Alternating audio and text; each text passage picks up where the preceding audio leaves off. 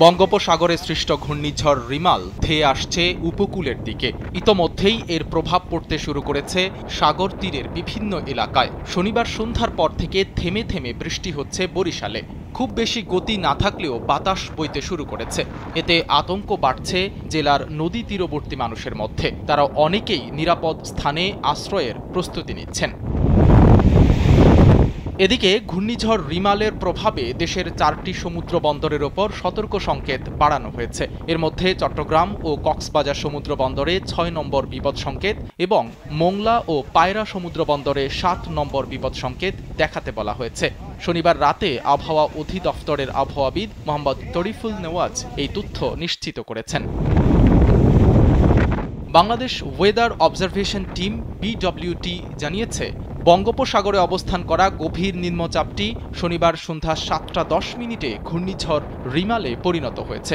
এটি সর্বোচ্চ ক্যাটাগরি 1 শক্তিমাত্রার ঝড় হিসেবে 26 মে দিবাগত রাত থেকে 27 মে সকালের মধ্যে উপকূল অতিক্রম করতে পারে বলে জানিয়েছে BWT। রিমালের প্রভাব মোকাবেলার অংশ হিসেবে উপকূলীয় এলাকায় লঞ্চ সহ সব ধরনের নৌযান চলাচল বন্ধের নির্দেশ দিয়েছে বাংলাদেশ অভ্যন্তরীণ নৌ পরিবহন কর্তৃপক্ষ। তবে দেশের অভ্যন্তরীণ নৌরুটগুলোতে চলাচল করা লঞ্চ ও অন্যান্য নৌযানের ব্যাপারে এখন পর্যন্ত এমন কোনো নির্দেশনা দেওয়া হয়নি। তাদেরকে আবহাওয়া অফিসের নির্দেশনা অনুসরণ করতে বলা হয়েছে।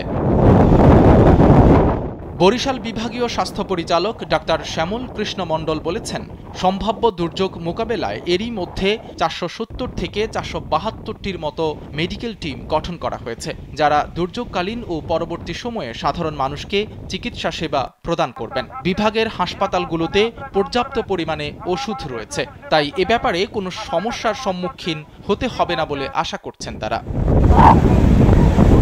রিমালের তাণ্ডবের শিকার হতে পারে এমন এলাকার মধ্যে প্রথম দিকে রয়েছে বরিশাল।